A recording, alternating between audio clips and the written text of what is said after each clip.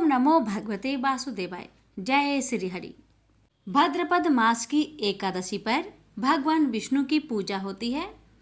ऐसी मान्यता है जो साधक इस शुभ दिन का उपवास रखते हैं और विधिवत पूजा पाठ करते हैं, उन्हें सुख शांति की प्राप्ति होती है।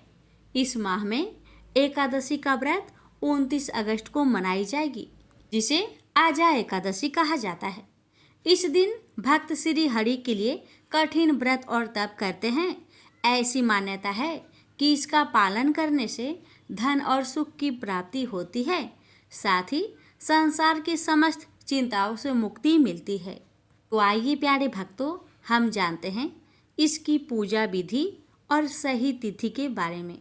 एकादशी तिथि वैदिक पांचांग के अनुसार भाद्रपद माह के कृष्ण पक्ष की एकादशी तिथि का आरंभ गुरुवार 29 अगस्त को देर रात 1:19 पर होगा। वहीं इसका समापन शुक्रवार 30 अगस्त को देर रात 1:37 पर होगा।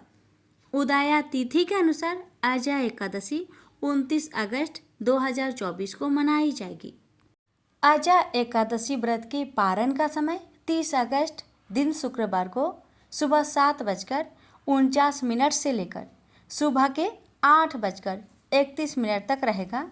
इस तरह भक्तों को व्रत का पारण करने की कुल अवधि 42 मिनट की मिल रही है। अब आइए जानते हैं एकादशी व्रत की संपूर्ण विधि, एकादशी जागरण महात्म्य कथा और साथ में श्रवण करेंगे भादो कृष्ण पक्ष की एकादशी की व्रत कथा। एकादशी विधि।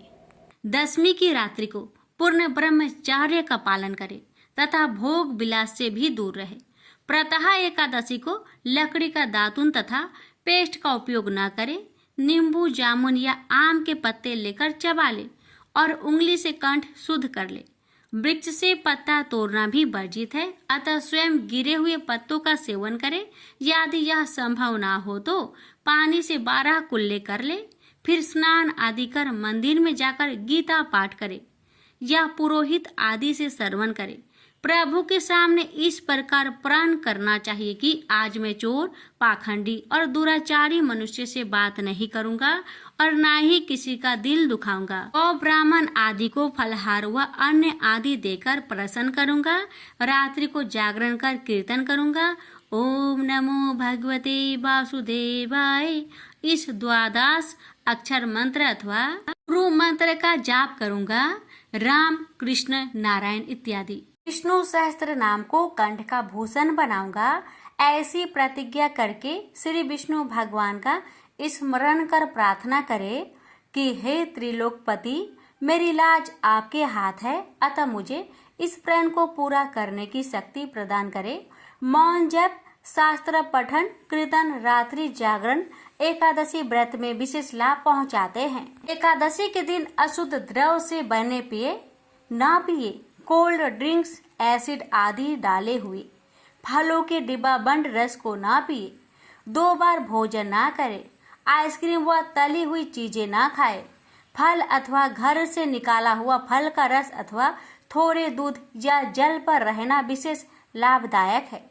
व्रत के दशमी, एकादशी और द्वादशी इन 3 दिनों में कासे के बर्तन, मांस, प्याज, लहसुन, मसूर, उड़द, चने, कोदो, एक प्रकार का धान, शाक, शहद, तेल, अत्यंबु पान, अधिक जल का सेवन, इनका सेवन ना करें। व्रत के पहले दिन दशमी को और दूसरे दिन द्वादशी को हविष्यान्न, जौ, गेहूं, मूंग, सेंधा नमक, काली मिर्च, शकरा और गोघृत आदि का 1 बार भोजन करें। फलाहारी को गोभी, गाजर, सलगम, पालक, कुल्फा का साग इत्यादि सेवन नहीं करना चाहिए। आम, अंकुर, केला, बादाम, पिस्ता इत्यादि अमृत फलों का सेवन करना चाहिए। जुआ, निंद्रा, पान, पराई निंदा, चुगली, चोरी, हिंसा, मैथुन, क्रोध तथा झूठ, कपट आदि अन्य कुकर्मों से नितांत दूर रहना चाहिए। बैल की पीठ पर सवारी ना करे। भूलवश किसी निंदक से बात हो जाए तो इस दोष को दूर करने के लिए भगवान सूर्य के दर्शन तथा धूप दीप से श्री हरि की पूजा कर क्षमा मांग लेनी चाहिए। एकादशी के दिन घर में झाड़ू नहीं लगाए, इससे चींटी आदि सूक्ष्म जीवों की मृत्यु का भय रहता है। इस दिन बाल नहीं कटाए, मधुर बोले, अधिक ना बोले, अधिक बोलने से ना बोलने योग्य वचन भी निकल जाते हैं। सत्य भाषण करना चाहिए। इस दिन यथाशक्ति अन्न दान करे, किंतु स्वयं किसी का दिया हुआ अन्न कदापि ग्रहण ना करे। प्रत्येक वस्तु प्रभु को भोग लगाकर तथा तुलसी दल छोड़कर ग्रहण करनी चाहिए। एकादशी के दिन किसी संबंधी की मृत्यु हो जाए तो उस दिन व्रत रखकर उसका फल संकल्प करके मृतक को दे देना चाहिए। और श्री गंगा जी में पुष्प अस्थि प्रवाहित करने पर भी एकादशी का व्रत रखकर व्रत का फल प्राणी के निमित्त दे देना चाहिए। प्राणी मात्र को अंतर्यामी का अवतार समझकर किसी से छल कपट नहीं करना चाहिए। अपना अपमान करने या कटु वचन बोलने वाले पर कर भी क्रोध नहीं करे। संतोष का फल सर्वदा मधुर होता है। मन में दया रखनी चाहिए। इस विधि से व्रत करने वाला उत्तम फल को प्राप्त करता है। द्वादशी के दिन ब्राह्मणों को मिष्टान, दक्षिणा आदि से प्रसन्न कर उनकी परिक्रमा कर लेनी चाहिए। अरे भक्तों, आप जानते हैं एकादशी व्रत की खोलने की विधि। द्वादशी को सेवा पूजा की जगह पर बैठकर भुने हुए 7 चनों के 14 टुकड़े करके अपने सिर के पीछे फेंकना चाहिए। मेरे 7 जन्मों के शारीरिक, बाजिक और मानसिक पाप नष्ट हुए, यह भावना करके 7 अंजलि जल पीना और चने के 7 दाने खाकर व्रत को खोलना चाहिए। धर्मों की ज्ञाता, वेद और शास्त्रों के अर्थ ज्ञान में पारंगत, सबके हृदय में रमन करने वाले, श्री विष्णु को तत्व को जानने वाले तथा भगवत परायण प्रहलाद जी जब सुखपूर्वक बैठे हुए थे, उस समय उनके समीप स्वधर्म का पालन करने वाले महर्षि कुछ पूछने के लिए आए। महर्षि ने कहा, प्रहलाद जी, आप कोई ऐसा साधन बताए जिससे ज्ञान, ध्यान और इंद्रिय निग्रह के बिना ही अनायास भगवान विष्णु का परम पद प्राप्त हो जाता है। उनके ऐसा कहने पर संपूर्ण लोकों के हित के लिए उद्धत रहने वाले विष्णु भक्त महाभाग प्रहलाद जी ने संक्षेप में इस प्रकार कहा, महर्षियों, जो 18 पुराणों का सार से भी सार तर तत्व है, जिसे कार्तिकेय जी के पूछने पर भगवान शंकर ने उन्हें बताया था, उसका वर्णन करता हूँ, सुनिए। महादेव जी कार्तिकेय से बोले, जो कली में एकादशी की रात में जागरण करते समय वैष्णव शास्त्र का पाठ करता है, उसके कोटि जन्मों के किए हुए 4 प्रकार के पाप नष्ट हो जाते हैं। जो एकादशी के दिन वैष्णव शास्त्र का उपदेश करता है, उसे मेरा भक्त जानना चाहिए। जिसे एकादशी के जागरण में निद्रा नहीं आती तथा जो उत्साह पूर्वक नाचता और गाता है, वह मेरा विशेष भक्त है। मैं उसे उत्तम ज्ञान देता हूँ और भगवान विष्णु मोक्ष प्रदान करते हैं। अतः मेरे भक्त को विशेष रूप से जागरण करना चाहिए। जो भगवान विष्णु से बैर करते हैं, उन्हें पाखंडी जानना चाहिए। जो एकादशी को जागरण करते और गाते हैं, उन्हें आधे निमेष में अग्निष्टोम तथा अति रात्रि यज्ञ के समान फल प्राप्त होता है। जो रात्रि जागरण में बारंबार भगवान विष्णु के मुखा रविंद्र का दर्शन करते हैं, उनको भी वही फल प्राप्त होता है जो मानव द्वादशी तिथि को भगवान विष्णु के आगे जागरण करते हैं। वे यमराज के पास से मुक्त हो जाते हैं। तो द्वादशी को जागरण करते समय गीता शास्त्र से मनोविनोद करते हैं, वे भी यमराज के बंधन से मुक्त हो जाते हैं। वो प्राण त्याग हो जाने पर भी द्वादशी का जागरण नहीं छोड़ते। वे धन्य और पुण्य आत्मा है, जिनके वंश के लोग एकादशी की रात्र में जागरण करते हैं। वे ही धन्य हैं जिन्होंने एकादशी को जागरण किया है। उन्होंने यज्ञ, दान, गया श्राद्ध और नित्य प्राग स्नान कर लिया। उन्हें सन्यासियों का पुण्य भी मिल गया और उनके द्वारा इष्टापूर्त कर्मों का भी भली भांति पालन हो गया। सदानंद भगवान विष्णु के भक्त जागरण सहित एकादशी व्रत करते हैं, इसलिए वे मुझे सदा ही विशेष प्रिय है। जिसने वरधनी एकादशी की रात्रि में जागरण किया, उसने पुनः प्राप्त होने वाले शरीर को स्वयं ही भस्म कर दिया। जिसने त्रिस्पृशा एकादशी को रात्रि में जागरण किया है, वह भगवान विष्णु के स्वरूप में लीन हो जाता है। जिसने हरि बोधनी एकादशी की रात्रि में जागरण किया है, उसके स्थूल सूक्ष्म सभी पाप नष्ट हो जाते हैं। जो द्वादशी की रात्रि में जागरण तथा ताल स्वर के साथ संगीत का आयोजन करता है, उसे महान पुण्य की प्राप्ति होती है। जो एकादशी के दिन ऋषियों द्वारा बनाए हुए दिव्य स्रोतों से ऋग्वेद, यजुर्वेद तथा सामवेद के वैष्णव मंत्र से संस्कृत और प्राकृतिक के अन्य स्रोतों से वह गीत वाद्य आदि के द्वारा भगवान विष्णु को संतुष्ट करता है, उसे भगवान विष्णु भी परमानंद प्रदान करते हैं। पुण्यमय भागवत तथा स्कंद पुराण भगवान विष्णु को प्रिय है। मथुरा और ब्रज में भगवान विष्णु के बाल चरित्र का जो वर्णन किया गया है, उसे जो एकादशी की रात्रि में भगवान केशव का पूजन करके पढ़ता है, उसका पुण्य कितना है यह तो मैं भी नहीं जानता। कदाचित भगवान विष्णु जानते हो।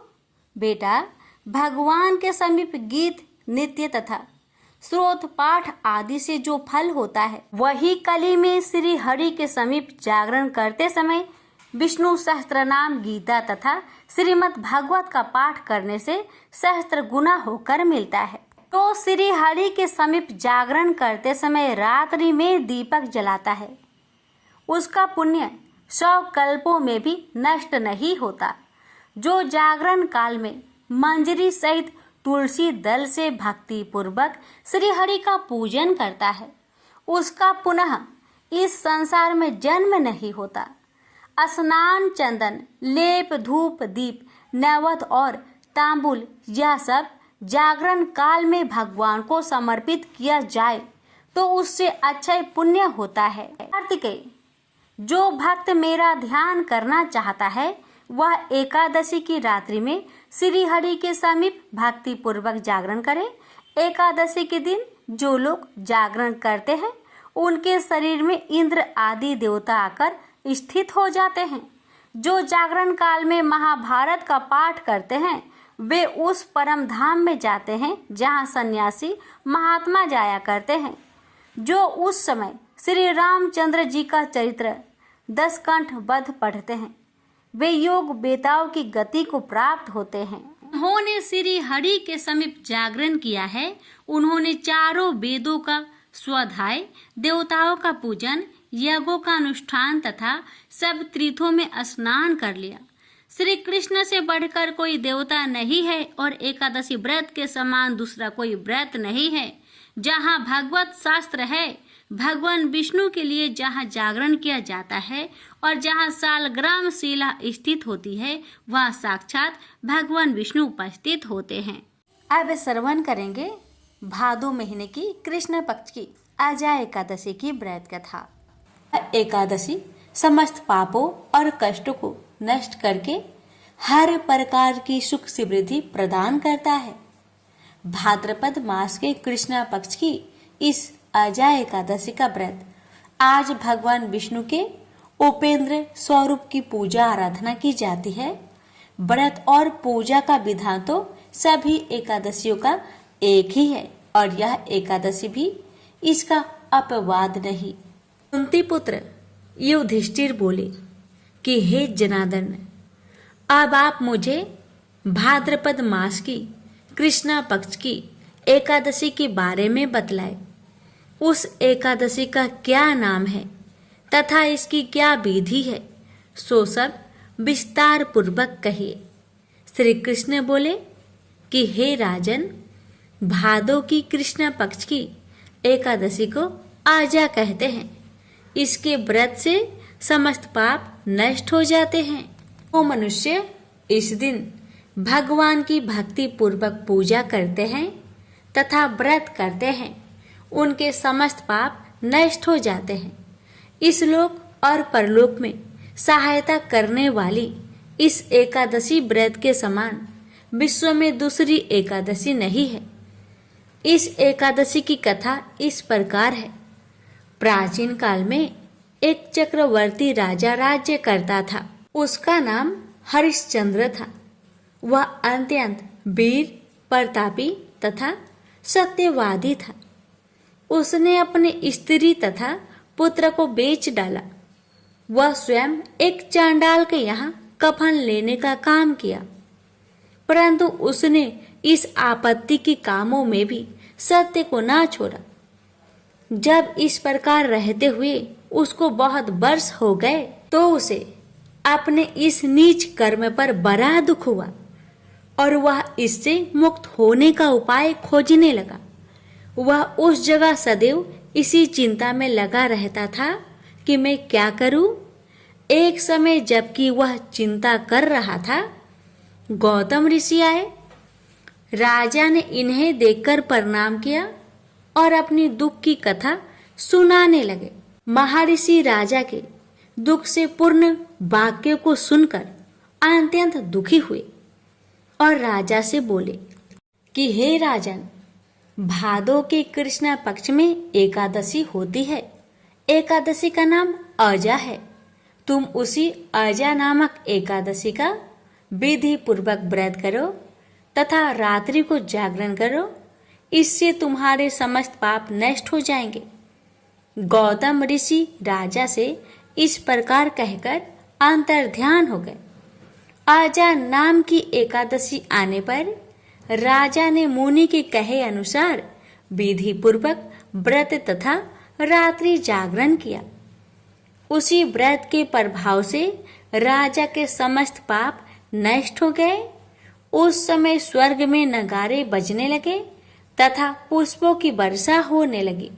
उसने अपने सामने ब्रह्मा, विष्णु, इंद्र, महादेव जी आदि देवताओं को खड़ा पाया।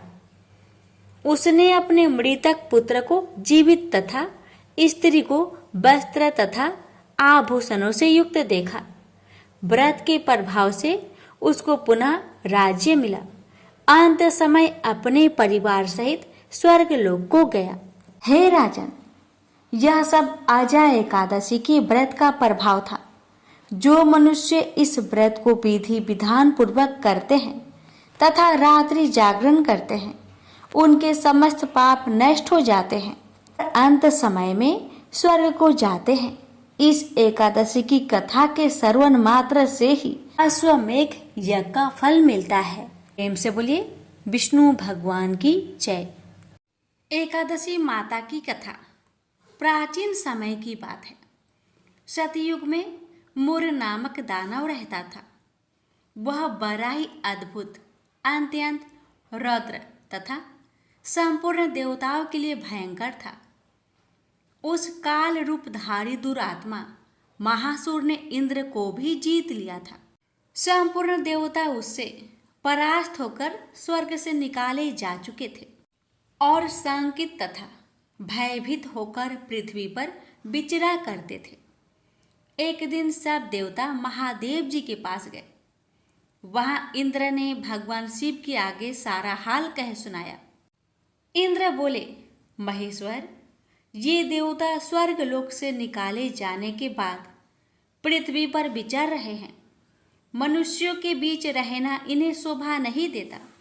देव, कोई उपाय बतलाइए। देवता किसका सहारा ले? महादेव जी ने कहा, देवराज, जहाँ सबको शरण देने वाले, सबकी रक्षा में तत्पर रहने वाले जगत के स्वामी भगवान गरुड़ ध्वज विराजमान हैं, वहाँ जाओ। वे तुम लोगों की रक्षा करेंगे।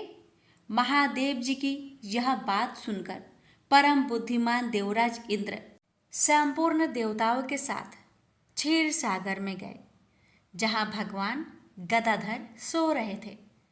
इंद्र ने हाथ जोड़कर उनकी स्तुति की। इंद्र बोले, देवेश्वर, आपको नमस्कार है। आप ही पति, आप ही मति, आप ही कर्ता और आप ही कारण हैं। आप ही सब लोगों के माता और आप ही इस जगत के पिता हैं। देवता और दानव दोनों ही आपकी वंदना करते हैं। पुंडरीकाक्ष, आप दैत्यों के शत्रु हैं। मधुसूदन, हम लोगों की रक्षा कीजिए। प्रभो जगन्नाथ, अत्यंत उग्र स्वभाव वाले महाबली मूर नामक दैत्य ने इन संपूर्ण देवताओं को जीतकर स्वर्ग से बाहर निकाल दिया है। भगवान देवेश्वर, शरणागत वत्सल देवता भयभीत होकर आपकी शरण में आए हैं। दानवों का विनाश करने वाले कमल नयन भक्त वत्सल देवेश्वर जनार्दन, हमारी रक्षा कीजिए, रक्षा कीजिए। भगवान शरण में आए हुए देवताओं की सहायता कीजिए। इंद्र की बात सुनकर भगवान विष्णु बोले, देवराज, यह दानव कैसा है, उसका रूप और बल कैसा है तथा उस दुष्ट के रहने का स्थान कहाँ है? इंद्र बोले, देवेश्वर, पूर्व काल में ब्रह्मा जी के वंश में तालजंग नामक एक महान असुर उत्पन्न हुआ था, जो अत्यंत भयंकर था। उसका पुत्र मूर दानव के नाम से विख्यात है। वह भी अत्यंत उत्कट, महापराक्रमी और देवताओं के लिए भयंकर है। चंद्रावती नाम से प्रसिद्ध एक नगरी है, उसी में स्थान बनाकर वह निवास करता है। उस दैत्य ने समस्त देवताओं को परास्त करके उन्हें स्वर्गलोक से बाहर कर दिया है। उसने एक दूसरे ही इंद्र को स्वर्ग के सिंहासन पर बैठाया है। अग्नि, चंद्रमा, सूर्य, वायु तथा वरुण भी उसने दूसरे ही बनाए हैं। जनार्दन, मैं सच्ची बात बता रहा हूँ, उसने सब कोई दूसरे ही कर लिए हैं। देवताओं को तो उसने उनके प्रत्येक स्थान से वंचित कर दिया है। इंद्र की यह बात सुनकर भगवान जनार्दन को बड़ा क्रोध आया। उन्होंने देवताओं को साथ लेकर चंद्रावती नगर में प्रवेश किया। भगवान गदाधर ने देखा कि दैत्यराज बारंबार गर्जना कर रहा है और उससे परास्त होकर संपूर्ण देवता दसों दिशाओं में भाग रहे हैं। अब वह दानव भगवान विष्णु को देखकर बोला, खड़ा रह, खड़ा रह। उसकी यह ललकार सुनकर भगवान के नेत्र क्रोध से लाल हो गए। वे बोले, अरे दुराचारी दानव, मेरी इन भुजाओं को देख। यह कहकर श्री विष्णु ने अपने दिव्य बाणों से सामने आए हुए दुष्ट दानव को मारना आरंभ किया। दानव भय से विहल हो उठे। पांडुनंदन, तत्पश्चात श्री विष्णु ने दैत्य सेना पर चक्र का प्रहार किया। उससे छिन्न भिन्न होकर सैकड़ों योद्धा मौत के मुख में चले गए। इसके बाद भगवान मधुसूदन बद्रिका आश्रम को चले गए। वहाँ सिंहावती नाम की गुफा थी, जो 12 योजन लंबी थी। उस गुफा में एक ही दरवाजा था। भगवान विष्णु उसी में सो गए। वह दानव मूर भगवान को मार डालने के उद्योग में उनके पीछे पीछे तो लगा ही था। अतः उसने भी उसी गुफा में प्रवेश किया। वहाँ भगवान को सोते देख उसे बड़ा हर्ष हुआ। उसने सोचा, यह दानों को भय देने वाला देवता है, अतः निसंदेह इसे मार डालूंगा। दानव के इस प्रकार विचार करते ही भगवान विष्णु के शरीर से एक कन्या प्रकट हुई, जो बड़ी ही रूपवती, सौभाग्यशालिनी तथा दिव्य अस्त्र शस्त्रों से सुसज्जित थी। वह भगवान के तेज के अंश से उत्पन्न हुई थी। उसका बल और पराक्रम महान था। दानवराज मूर ने उस कन्या को देखा। कन्या ने युद्ध का विचार करके दानव के साथ युद्ध के लिए याचना की। युद्ध छिड़ गया। कन्या सब प्रकार की युद्ध कला में निपुण थी। वह मूर नामक महान असुर उसके हुक्कार मात्रा से राख का ढेर हो गया। दानव के मारे जाने पर भगवान जाग उठे। उन्होंने दानव को धरती पर इस प्रकार निष्प्राण पड़ा देखकर कन्या से पूछा, मेरा यह शत्रु अत्यंत उग्र और भयंकर था, किसने इसका वध किया है? कन्या बोली, स्वामिन, आपके ही प्रसाद से मैंने इस महादैत्य का वध किया है। श्री भगवान ने कहा, कल्याणी, तुम्हारे इस कर्म से तीनों लोकों के मुनि और देवता आनंदित हुए हैं, अतः तुम्हारे मन में जैसी इच्छा हो उसके अनुसार मुझसे कोई वर मांग लो। देव दुर्लभ होने पर भी वह वर मैं तुम्हें दूंगा, इसमें तनिक भी संदेह नहीं है। वह कन्या साक्षात एकादशी ही थी। उसने कहा, प्रभु, यदि आप प्रसन्न हैं तो मैं आपकी कृपा से सब तीर्थों में प्रधान, समस्त विघ्नों का नाश करने वाली तथा सब प्रकार की सिद्धि देने वाली देवी हूँ। जनार्दन, जो लोग आप में भक्ति रखते हुए मेरे दिन को उपवास करेंगे उन्हें सब प्रकार की सिद्धि प्राप्त हो। माधव, जो लोग उपवास, नक्त भोजन अथवा एक भुक्त करके मेरे व्रत का पालन करें उन्हें आप धन, धर्म और मोक्ष प्रदान कीजिए। श्री विष्णु बोले, कल्याणी, तुम जो कुछ कहती हो वह सब पूर्ण होगा। प्रेम से बोलिए, एकादशी माता की जय। आजामिल एक सदाचारी ब्राह्मण था। वह कन्याकुब्ज प्रदेश में रहता था। प्रारंभिक जीवन वह बहुत ही सदाचारी तथा ब्राह्मणोचित कर्म करने वाला था। दुर्योग से एक बार वह किसी दासी के प्रेम में पड़ गया और उसे अपनी पत्नी बनाकर रहने लगा। उसकी कुसंगति के कारण उसके विचार दूषित हो गए और दुष्कर्मों से वह अपनी जीविका चलाने लगा। वह लूटपाट तथा हत्या जैसे बुरे कर्मों में हमेशा लगा रहता था। दासी से इसके 10 पुत्र थे। उनमें से सबसे छोटे पुत्र से उसे बड़ा मोह था। उसका नाम उसने नारायण रखा था। अक्सर वह उसे हमेशा नारायण नारायण कहकर पुकारता था। उसके अन्य बेटा उसकी कोई परवाह नहीं करते थे तथा वे भी उसी की तरह दुष्ट कर्मों में लगे रहते थे। पत्नी भी नीच संस्कारों की थी, अतः वो भी कभी आजमील को मना नहीं करती थी कि बुरे और निंदित कर्म मत करो। अच्छे और भले कर्मों से जो उपार्जित करोगे उसी में रूखा सूखा खाकर जैसा भी होगा हम अपना तथा अपने परिवार का भरण पोषण करेंगे। पत्नी तथा अन्य संतानों की तरफ से निंदित कर्मों का बढ़ावा देने के कारण अजामिल और भी बुरे कर्मों में लगा रहा। चोरी, झूठ, लूटपाट तथा हत्या जैसे जघन्य कर्मों के साथ वह मद्यपान भी अधिक करने लगा, जिससे उसका स्वास्थ्य भी खराब हो गया। एक बार वह बहुत बीमार पड़ा। उसकी सेवा के लिए कोई भी न आता था। अब उसे पता लगा कि जिनके भरण पोषण के लिए वह निंदित कर्म करता रहा वही लोग अब उसे पूछते तक नहीं। बीमारी के कारण वह आसक्त होकर खाट पर ही पड़ा रहता था। उसमें स्वयं उठने बैठने तथा चलने फिरने की शक्ति भी नहीं रही।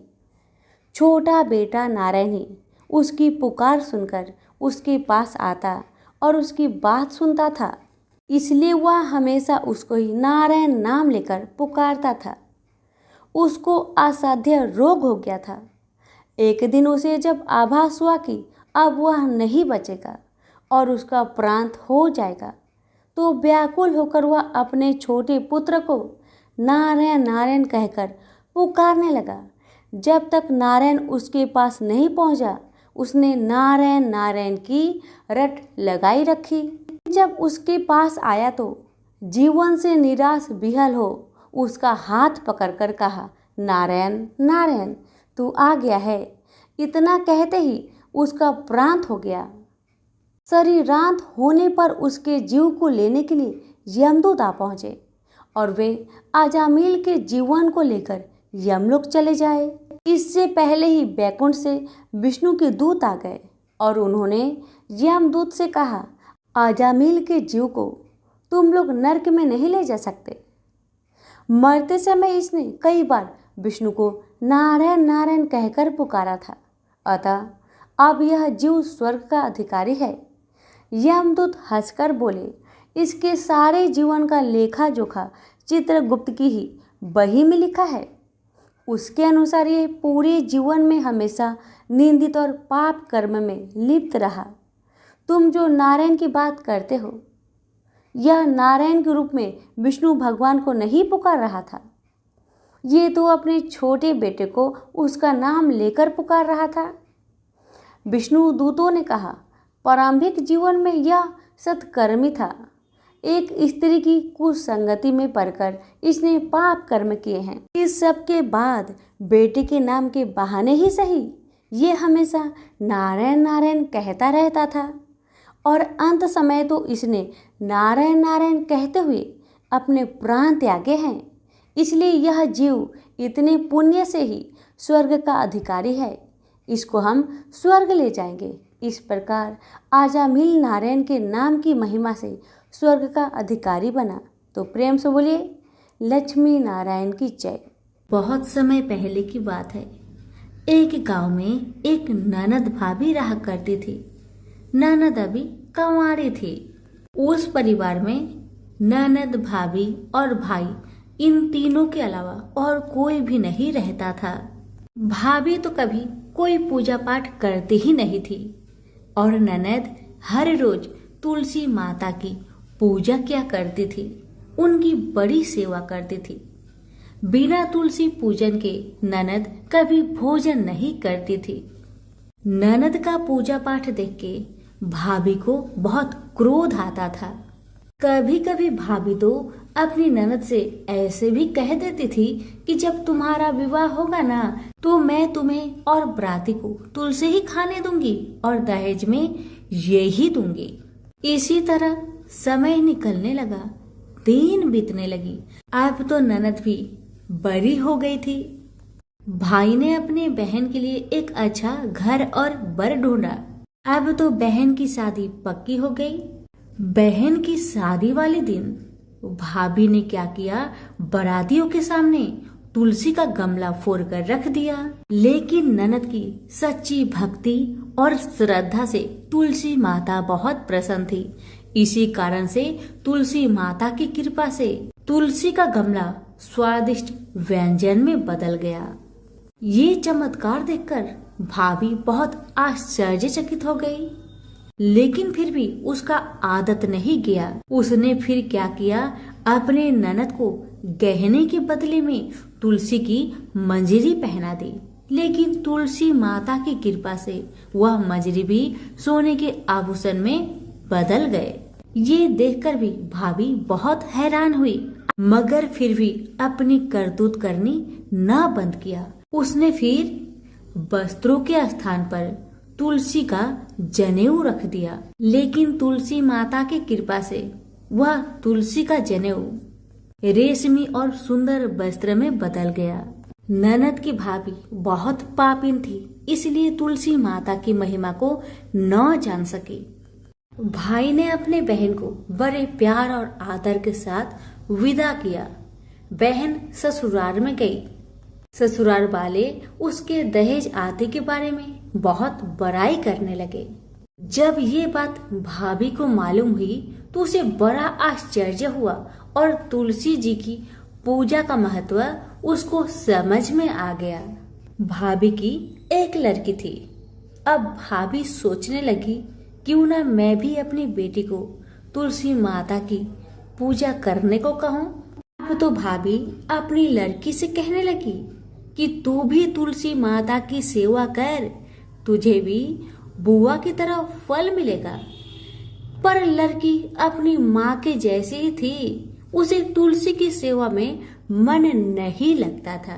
भाभी की लड़की हर रोज सुबह स्नान करके ऊपर के मन से अपनी माँ की बात रखने के लिए तुलसी माता की पूजा कर लिया करती थी, मगर मन उसका पूजा में कभी नहीं लगा। इसी तरह समय बीतते गया। इस बार भाभी ने खुद अच्छा घर और वर देखकर अपनी बेटी का विवाह तय किया। और जब विवाह का समय आया तो भाभी ने सोचा जैसा व्यवहार मैंने अपनी ननद के साथ किया वैसा ही व्यवहार मैं अपनी बेटी के साथ करूंगी, क्योंकि मैंने जो ननद के साथ व्यवहार किया उसी व्यवहार के कारण ननद को इतनी इज्जत मिली थी। क्यों ना मैं भी अपनी लड़की के साथ वैसा ही व्यवहार करूं। अब जैसे ही बाराती वाले आए, भाभी ने तुलसी जी का गमला को फोड़कर बाराती के सामने रख दिया, परंतु इस बार मिट्टी मिट्टी ही रही, मंजरी व पत्ते भी अपने पूर्व रूप में ही रहे तथा जनेऊ भी जनेऊ ही रहा। सभी बाराती भाभी की बुराई करने लगे। ससुराल में भी लड़की की और उसकी माँ की बहुत बुराई हो रही थी। भाभी को अपनी ननद से बहुत जलन होता था। इस कारण भाभी अपनी ननद को बहुत कम ही घर पर बुलाया करती थी, पर भाई अपने बहन को बहुत मानता था। भाई ने एक दिन सोचा, बहन की शादी किए हुए बहुत साल हो गए, क्यों ना मैं अपने बहन से मिलकर आऊं, उसके ससुराल जाऊं। अब भाई ने अपनी इच्छा अपनी पत्नी को बताया। पत्नी से कहा, कुछ सौगात ले जाने के लिए कुछ दो, बहन का घर जाऊंगा, खाली हाथ कैसे जाऊं, कुछ हो तो मुझे दो। भाभी ने क्या किया, गुस्से से जुआर एक थैले में भरकर कहा, लो इसी को लो और अपनी बहन के घर ले जाओ, मेरे पास और कुछ नहीं है, यही है, इसी को ले जाओ। बेचारा पति दुखी मन से चल दिया वही जुआर भरे थैले को लेकर, और मन ही मन में सोचते जा रहा था, भला कोई भाई अपने बहन के ससुराल में जुआर ले जाता है। यही सोचते सोचते भाई बहन के ससुराल की तरफ जा रहा था। उसने सोचा, ये जुआर बहन के ससुराल ले जाऊंगा तो लोग क्या कहेंगे, क्यों ना मैं इसे गाय को खिला दूं। भाई जब बहन के नगर के समीप पहुंचा और उसने एक गौशाला में गाय के सामने जुआर का थैला उलट दिया। जुआर को उलटता देखकर तब गौपालक ने कहा, ए भाई तुम ये क्या कर रहे हो, सोना मोती गाय के आगे क्यों डाल रहे हो। भाई ने जब नीचे देखा तो सचमुच हीरे मोती सोना चांदी जगमगा रहे थे। भाई ने तुलसी माता के चमत्कार को जान लिया और जोर जोर से तुलसी माता की जयकारा लगाने लगा और सारी कहानी उस गौपालक को बताया। सोना चांदी हीरा मोती थैले में भरकर बहुत प्रसन्न मन से अपने बहन के घर गया। बहन भाई को देखकर बहुत प्रसन्न हुई और अपनी भाई की बहुत आवभगत की। भाई ने अपनी बहन के सास ससुर से आज्ञा लेकर अपनी बहन को घर लेकर आया और रास्ते में सारी कहानी बताते आ रहा था कि कैसे भाभी ने ज्वार भरकर थैले में दिए थे और तुलसी माता की कृपा से कैसे ये ज्वार हीरे मोती सोने चांदी में बदल गए। भाई को तुलसी माता का महिमा पता चल गया था।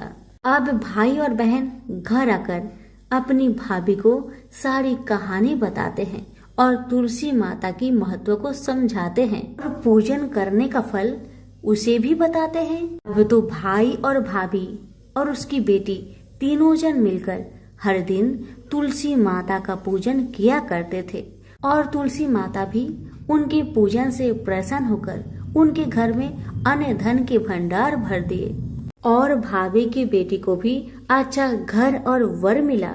तो सभी मिलकर बोलिए, तुलसी मैया की जय हो। कथा अच्छी लगे तो लाइक करके अभी शेयर करें। धन्यवाद।